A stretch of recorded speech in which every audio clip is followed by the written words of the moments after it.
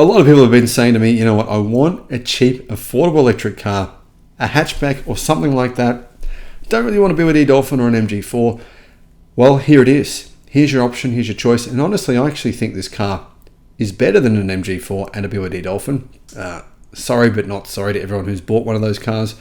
But this will continue to happen, guys. You can say this every year. Next year, I'll be able to say something else is better than this. And then the following year, there'll be something better than that. That's just the way it works. That's the way technology is. This new Aion electric car is actually incredibly good value.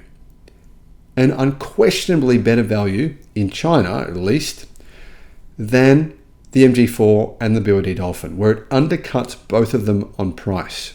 It's coming to many global markets. It's coming to Australia, I believe, this year. It's definitely worth knowing the details of this car to decide whether or not you maybe would get this as a second car. I actually think it's absolutely worth considering. Hello, my friends. Welcome to the channel. I'm Sam Evans. You're watching The Electric Viking.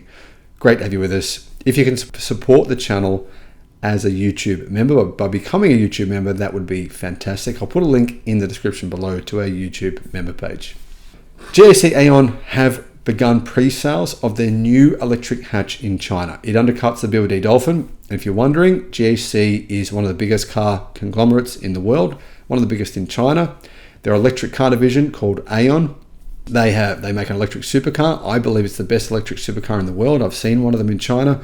They are almost everything of it's made in carbon. It's just unbelievably awesome. I love it. This is a car brand that is not just some sort of budget car brand. They last year sold, I believe, just under 500,000 electric cars.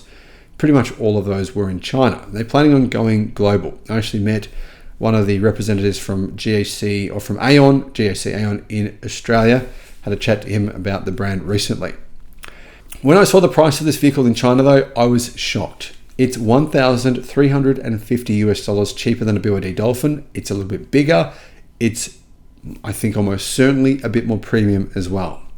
You can order them in 3 different trim levels. Prices range from $12,300 up to $15,000. Now, guys, can you see, over the last few months, I've released numerous videos showing you why the BYD Seagull is not the revolutionary car that all these bizarre media organizations keep claiming. As you can see, this car is $12,000. It's the same price as the Seagull. It's much bigger. It's more premium. It's got bigger media screens. I don't really understand this whole Detroit, all this clickbait stuff people keep creating. There are numerous cars in China you can buy for $12,000 that appear to be much better value than the Seagull, but a lot of people are buying the Seagull in China. It's selling very, very well, so that's good to see. Aion is, well, it's an EV brand owned by GAC. GAC make Toyota's EVs for them. Most of their, or actually almost all their EVs, they're made by GAC, but also they use BYD's blade batteries, and they're basically a BYD skateboard, including the motors as well. Now, despite a 29% sales slide in 2024, it's still one of the best-selling EV makers in China. I've just looked up their official sales numbers. They sold, I was a bit wrong on the numbers, they sold 354,000 EVs in China in 2024. The Aion hatchback was previously known as the AY2, says Car News China, and it is 4,270 millimeters long. It's actually a similar size to a Toyota Corolla, but as you can see, it has a short bonnet. Like the front of the car is pretty short, so you get more interior space than you do in, say, a Mazda 3 or a Toyota Corolla. Quite a bit more interior space. It's actually 145 millimeters longer and 80 millimeters wider than the BYD Dolphin is in China. But the BYD Dolphin in China is actually smaller than the BYD Dolphin sold outside of China. So it's actually a similar size to the Dolphin sold outside of China. Now, GAC say it has the roomiest interior for any vehicle in its class. And looking at the images, the specifications, that does appear to be true. Actually, it looks pretty good. I like the inside of it as well. It has standard on the cheapest version for $12,000, a 14.6-inch main screen and an 8.8-inch instrument cluster. The car's infotainment system supports HiCar, CarLink, and CarPlay.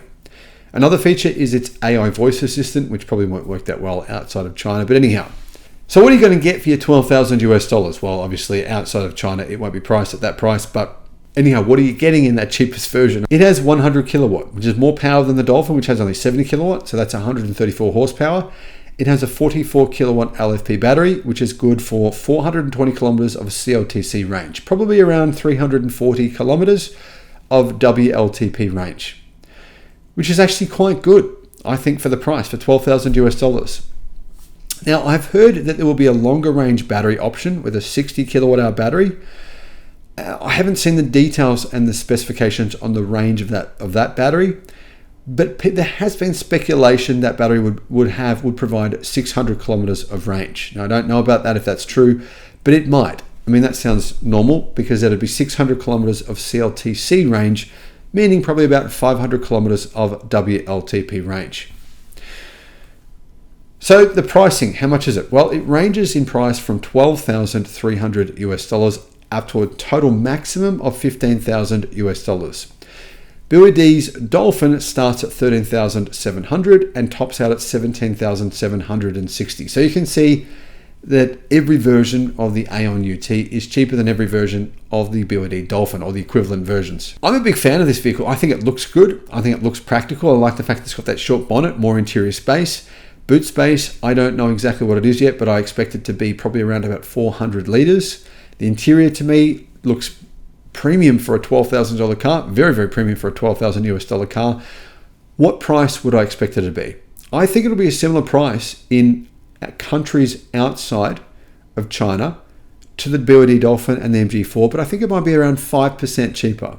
Because Aion is not a known brand outside of China, I mean, obviously, guys, I've done at least 20 videos about them, but outside of my channel, there's very little information out there about them. I think they'll have to come in a little bit cheaper than MG and BYD. And that'll be an opportunity for you guys, an opportunity to get a great value vehicle. I think pricing might come in around 30,000 Australian dollars. So that's around about, well, probably around about 19,000 US, which is a really, really good deal for a car that is made by a company. Aion make very good quality electric cars. They have an SUV that has their own special sponge battery, very, very high energy density battery, and then it has 1,000 kilometers of CLTC range, so probably 800 kilometers of WLTP range. That vehicle, I've heard, might be coming outside of China as well. It's going to be a global EV for global markets.